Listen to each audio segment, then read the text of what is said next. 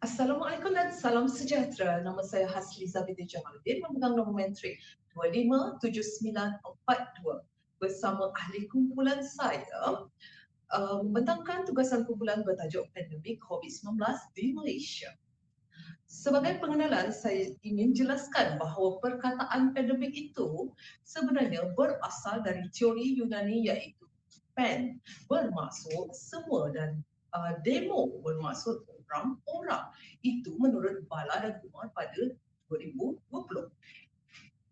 Pandemik adalah wabak yang berlaku di kawasan yang sangat luas, di mana ia akan melibatkan beberapa negara atau benua yang mempengaruhi sebilangan besar orang dan sering dikaitkan dengan morbidity dan beban kematian yang tinggi, menurut Fatan Harmama pada 2005. Di Malaysia, kini pertama COVID-19 atau dikenali sebagai Novel Coronavirus 2019 telah disahkan pada 25 Januari 2020. Pada ketika ini, ia hanya melibatkan 3 warga Cina yang telah masuk ke Malaysia melalui Johor dari Singapura pada 23 Januari 2020. Justru itu, pada 15 Mac 2020, bilangan kes positif telah menunjukkan peningkatan berganda hingga 5 kali ganda dan 2 angka kepada 3 angka. Ia sangat membimbangkan semua rakyat Malaysia yang meningkatkan juga di mana peningkatan secara mendadak berlaku. Seterusnya, kerajaan ada cara-cara untuk menangani isu pandemik COVID-19 ini. Yang pertama, cara melaksanakan Perintah Kawalan Pergerakan, di mana Perdana Menteri Malaysia telah mengumumkan Perintah Kawalan Pergerakan pertama 16 Mac 2020 untuk semua negeri di Malaysia dan bermula 18 Mac 2020 hingga 31 Mac 2020. Dalam tempoh PKP yang dilaksanakan dalam fasa 1 ini menunjukkan penurunan kes. Sehubungan itu, fasa kedua pula disambung pada 14 April 2020. Kesan pelaksanaan PKP ini turut dirasai oleh semua rakyat Malaysia. Justru itu, terdapat beberapa arahan yang perlu kita patuhi semasa dalam Perintah Kawalan Pergerakan, seperti tidak dibenarkan berhimpun beramai-ramai, tidak dibenarkan untuk merentas daerah, negeri dan negara. Kemudian, semua jenis premis kerajaan swasta ditutup kecuali yang menjalankan perkhidmatan penting iaitu essential service. Ini semua merupakan impak pandemik COVID-19 kepada rakyat Malaysia. Cara kedua pula adalah mengamalkan pemangkadan pelitup muka dan hand sanitizer. Cara ketiga, kita mestilah mengelakkan tempat yang sesak dan kawasan tertutup, dan seterusnya. Cara keempat, kita mesti mengamalkan cara penjarakan fizikal. Itu sahaja daripada saya, dan seterusnya rakan seperjuangan saya akan membentangkan tugasan ini. Terima kasih. Terima kasih Puan Hasliza.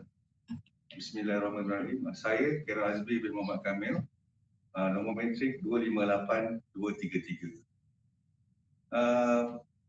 Pematuhan rakyat Malaysia terhadap Perintah Kawalan Pergerakan PKP semasa pandemik COVID-19. PKP ini amat penting kerana ia dapat mengurangkan interaksi antara masyarakat serta mengurangkan kes jangkitan.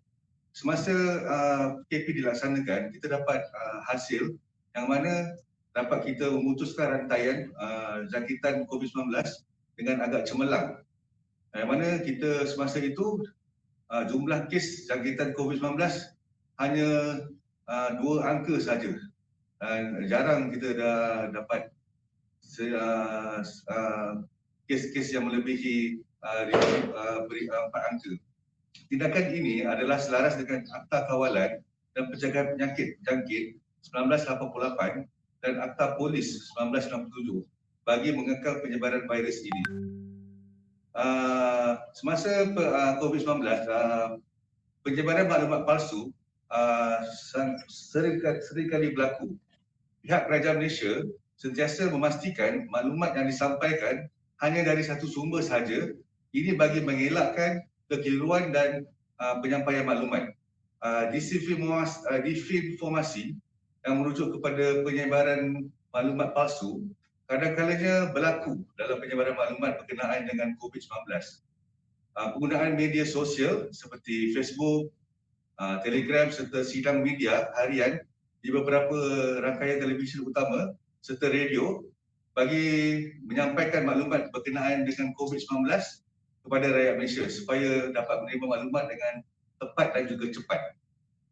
Pihak Kerajaan Malaysia juga menggunakan khidmat pesanan ringkas SMS dan memperkenalkan aplikasi MySejahtera bagi membolehkan rakyat Malaysia membuat penilaian kesihatan diri terhadap COVID-19. Seterusnya saya mempersilakan sahabat saya untuk sesi pembentangan. Terima kasih.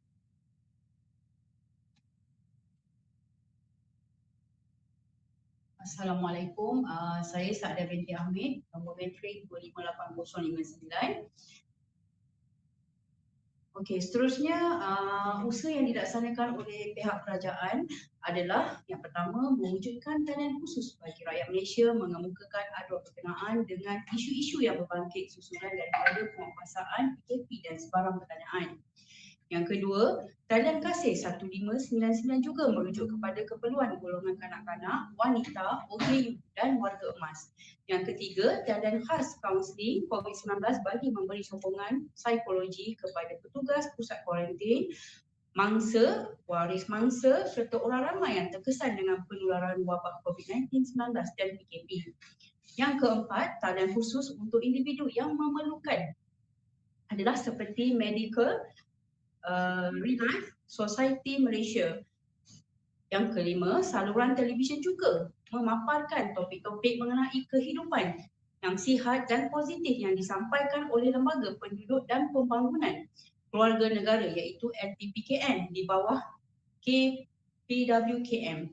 Yang terakhir, saluran Telegram juga disediakan dari bahagian psikologi Kementerian Kesihatan Malaysia yang mempunyai seramai 200 orang pegawai psikologi KKM untuk menyalurkan info serta tips berkenaan dengan penjagaan kesihatan mental. Okey, yang seterusnya hujah dan pendapat. Yang pertama, pematuhan kepada pelaksanaan PKP. Yang kedua, penjagaan kendiri. Yang ketiga, mengamalkan gaya hidup sihat dan berkualiti. Yang keempat, melawan COVID-19 adalah tanggungjawab kita bersama. Yang kelima, pandemik COVID-19 mempunyai sinar harapan. Yang terakhir, kesan positif kepada planet. Seterusnya saya serahkan kepada rakan seperjuangan saya. Assalamualaikum dan salam sejahtera. Nama saya Hafrizal Ashidik bin Abdul Halim, nombor metrik 258-226. Hari ini saya akan merumuskan apakah tindakan pelaksanaan PKP di Malaysia. Adakah ia memberikan impak yang baik? Yes, dia memberikan impak yang baik pada rakyat Malaysia, di mana kita ada sampai satu masa kita dapat sampai 0 kes di Malaysia. Kalau kita boleh lihat pada waktu tu kita berjaya, kita menang. Tapi apabila turnovernya berlakunya, kita melanggar balik SOP yang ada, seperti kita tak ada penjarakan sosial. Mana kita boleh lihat pada pilihan raya negeri di Sabah pada bulan 11 dan menjadikan angka kita naik dan terus naik sehingga berpuluh ribu. Dan selepas itu kita mengalami PKP yang kali kedua pada bulan 3 tahun 2021. Dan ini menyebabkan kita tertekan dengan kehidupan. Kita akan mengalami benda yang sama. Adakah kita perlu mengulangi benda yang sama? Dan sekarang kerajaan telah memberikan satu booster pula untuk meningkatkan lagi keimunan badan. Dan ini memberikan banyak tanggapan yang tidak berapa baik didengar, di mana ada yang mengatakan, kata hari itu sudah ada booster. Kata hari itu kita dah ambil vaksin. Adakah ini sudah cukup? Sekarang kita kena pula ambil booster. So dekat sini rakyat ingin tahu, adakah kita terus hidup begini Dan memang Menteri Kesihatan kita mengatakan ini kita dalam fasa endemik dah sekarang. Kita dah tak ada lagi PKP dan sekarang ni kita hanya teruskan dengan apa SOP yang ada. Dengan itu kita harus terus jaga dan menjaga antara satu sama lain. Kekalkan terus pakai mask, pakai face shield, hand sanitizer untuk mengekang penularan wabak COVID-19 yang makin banyak varian dia. Sekarang ni ada Omicron pula yang orang cakap menyebabkan kita rasa lebih tertekan. Orang-orang yang dalam keadaan macam ni, kita punya rakyat akan rasakan apa lagi selepas ni? Apa yang kita akan hadapi sebenarnya dengan keadaan ekonomi yang tidak menentu, dengan keadaan yang pembekalan barangan yang selalu saja mengalami masalah. So, adakah tindakan kerajaan selepas ini? Adakah kerajaan akan memberikan dana lagi?